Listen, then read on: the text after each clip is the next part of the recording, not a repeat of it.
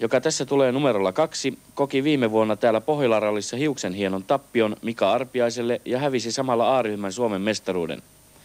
Tänäkään vuonna ei Sebastianilla ole mahdollisuuksia titteliin, sillä Risto Buri on jo varmistanut sen.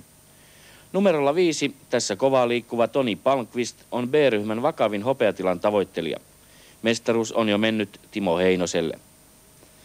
Harri Väänänen, joka tässä luotsaa numeroa 9, ajaa Palmqvistia hurjasti takaa. Harrillakin on mahdollisuutensa. Pohjola-rallissa ei ensimmäisen kerran sen historian aikana nähty talvisia olosuhteita. Liejuiset tiet menivät mössöksi jo ensimmäisten kilpailijoiden raskaan kaasujalan alla. Kakkosryhmässä mestaruus on jo ratkenut Kyösti Hämäläisen hyväksi ja Jorma Rissanen tavoittelee pronssia tiukasti.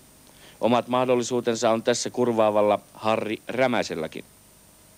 25. Pohjola-ralli päättyy puolen yön aikaan Ouluun ja silloin selviää, oliko voittaja tämä mies. No sen näkee vasta sit, kun kaikki pätkät on ajettu, mutta se sekuntikin riittää, jos se säilyy loppuun asti.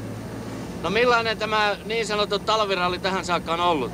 No en mä ole vielä nähnyt lunta missään, että ei se nyt hirveän talviselta tunnu ainakaan.